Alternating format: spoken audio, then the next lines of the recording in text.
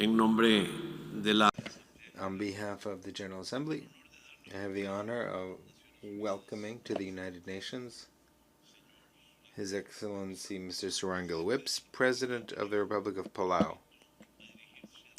And I would invite him to address the General Assembly.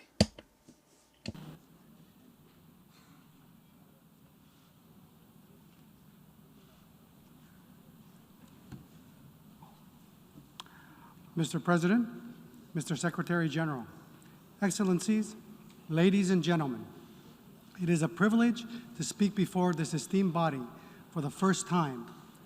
I bring warm greetings from the people of the Republic of Palau. My sincere congratulations to Mr. Abdullah Shahid on your election as President of the 76th session, and I commend Mr. Volkan Bozkir on his leadership during the previous session. Ladies and gentlemen, our 76th session convenes at a unique time in United Nations history. Member states are still confronted with the monumental task of solving the COVID-19 pandemic. On behalf of the people of Palau, we applaud and salute the first responders, doctors, nurses, public health professionals, and all those who have worked and continue to diligently respond to this pandemic, including scientists, pharmaceutical companies, civil society, governments, and others who have taken the lead in creating life-saving vaccines and innovative treatments in swift response.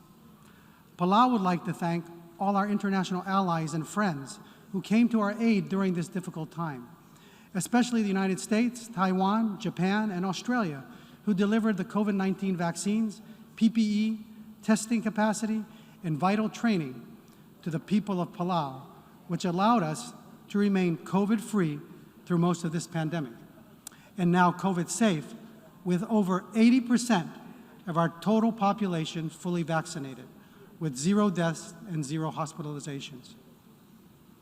The people of Palau are eternally grateful for your friendship, generosity, and cooperation. Along these lines, we would like to highlight the Republic of China, Taiwan's leadership in the global response against COVID-19. Not only have they demonstrated consistent and effective management of the pandemic within their borders, but their leadership has also extended to Palau. Taiwan's international response facilitated cooperation and implementation of an effective sterile travel corridor between Taiwan and Palau. This sterile corridor has allowed Taiwan and Palau to resume medical and educational cooperation and recoup economic engagement and other benefits of international travel. We encourage the UN system to accept Taiwan as a valuable contributor to our collective efforts and strongly advocate for Taiwan's participation in the UN system. On behalf of the people of Palau, we also extend our deepest condolences to those whose lives have been impacted by the pandemic. Our prayers go out to you and your loved ones, and we also pray that we'll further band together to find more equitable approaches to subdue the pandemic and continue healing and economic recoveries of our people, communities, and nations. Ladies and gentlemen, if there is a silver lining in this pandemic, it's the strength of human resolve. In record time, we mobilized global resources and information to send protective equipment around the world and created numerous vaccines and treatments to counteract the COVID-19 virus. Although more can and must be done in our efforts to contain the pandemic, the global community responded to the threat of despair by taking action and working at breakneck speed to contain the coronavirus. Today, I ask the global community to take the same level of urgency and bold action into responding to the existential threat of climate change. In April of this year, Palau, which historically is outside the typhoon belt, was hit by Typhoon Surangel, our third typhoon since 2012, which damaged 20% of our homes, destroyed major infrastructure, including our aquaculture facilities.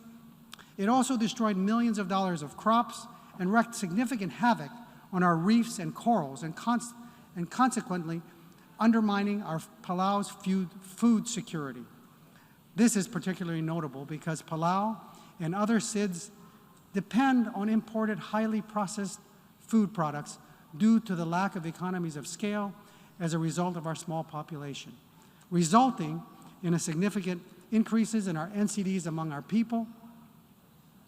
And while there is potential for increased local production, our efforts are hampered by the adverse impact of climate change, including sea level rise, typhoons, droughts, and other stress on marine and terrestrial ecosystems. The gradual destruction of climate change has allowed us to be complacent and respond mostly by kicking the can down the road.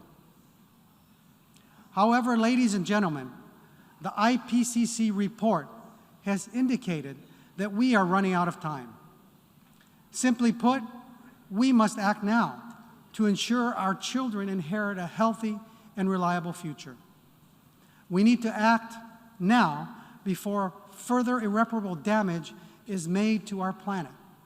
As a SIDS nation, we stand here as one of the states most vulnerable to climate change, and we urge fast and comprehensive multilateral action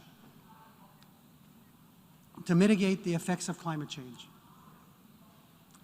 Ocean-based climate action can play a significant role in shrinking the world's carbon footprint. The Ocean Panel has commissioned research that found ocean-based climate action can deliver up to a fifth or 21% of the annual greenhouse gas emission cuts needed to limit global temperature rise to 1.5 degrees Celsius by 2050. One of the major issues addressing the risk of climate change and climate-ocean nexus is our inability and lack of capacity in accessing climate financing. This further exacerbates our vulnerabilities, and we are not alone in this respect. Of the 20% of the climate financing provided on adaptation, only 2% of that support went to SIDS countries. Further, of the 2%, at least half of those funds were not in the form of grants, but in the form of loans. We urge the UN to address this inequality and reduce the artificial barriers to allowing small countries to access climate finance, and for the UN to create systems to address its charter and represent we the peoples, for all people. As a SIDS country, Palau relies heavily on the ocean, not only as its main economic engine via tourism and fisheries, but also as its food security, for its food security. A recent study on the Palau National Marine Sanctuary, or the PNMS, by Stanford University stated that rising temperatures will produce warmer waters that will hold less oxygen. These twin pressures will cause tuna and billfish that have particularly high oxygen requirements to migrate in search of areas with cooler waters and higher oxygen concentrations. These analyses project a 40% decline in skipjack and yellowfin biomass in Palau's waters by the year 2100 if we continue on this high emissions trajectory. As Palau prepares to host the 7th Our Ocean Conference in February of 2022, we reaffirm our commitment to sustainably manage and use and conserve our oceans. In 2015, we declared most of our EEZ as a Palau National Marine Sanctuary. But this is not enough. We need global action. It's time that the international community commits to establishing a 30% target that focuses on marine protected areas within and beyond our national jurisdictions.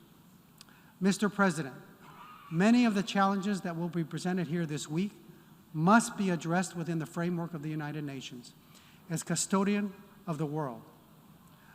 To this point, Palau is undergoing a renewal of its Compact of Free Association, or COFA, with the United States. This relationship was a result of the UN's historic role in assigning the trusteeship to administer to the United States to administer our islands as part of a strategic trust territory, with the duty of developing the territory into a full self-government and self-reliance. After 7 referendums, the people of Palau agreed to the Compact of Free Association in 1994, allowing the U.S. to exercise the fundamental elements of our national sovereignty, control over our national security and defense, and this enabled the U.S. to deter other nations' access to our lands and waters, and ultimately restricting our association with some members of the international community and limiting our prospective economic development opportunities. In this regard, previous COFA reconsiderations have been unsuccessful because of inadequate regard of the complex dynamics of the modern world and the compounding vulnerabilities Palau is challenged with. Regardless, I am confident the new U.S. administration will rise to the task and correct the deficiencies in previous deliberations. Ladies and gentlemen, as the eldest or big brother in my family, the safety and security and well-being of my siblings was ultimately my responsibility. We grew up in a community as a collective unit, whereby I was always synonymous with we. This reassured us that no one would be left out and reinforced the principle that each of us reflected the stability and character of the family and extended community. This is a fundamental Palauan principle which I believe signifies the Pacific Way and reflects the UN system. Mr. President, this family, the United Nations, has the opportunity to reconcile global issues and through its collective membership, take actions necessary to develop, implement, innovate, and crucial solutions. This is our mandate, and we must not fail. In Palau, there are many different fishes of the ocean that are painted on our traditional chiefs' meeting houses we call abais. There are the sharks that symbolize bravery, and then there are the stingrays that symbolize steadfastness. And then there is the surgeonfish, or we call the masagu, that symbolize unity. The surgeonfish represents a unique characteristic. They are fish that graze and roam on the reef alone, eating algae. But once danger lurks, they all swim quickly from wherever they are along the reef and come together in a large school, resembling an intimidating ocean animal to provide safety and security for all. The nations of this world must act like the surgeonfish and come together, including Taiwan. Taiwan's 23.5 million people must also be given a voice. As our UN Charter states, we the peoples, all nations working together, can overcome the challenges of our time, from COVID to climate, and act with integrity and resolve to leave a better world for our children. Mr. President, brothers and sisters of the UN, I am proud to stand among you and champion a brighter and more sustainable world. God bless you all. Kompmal Masulang. Thank you.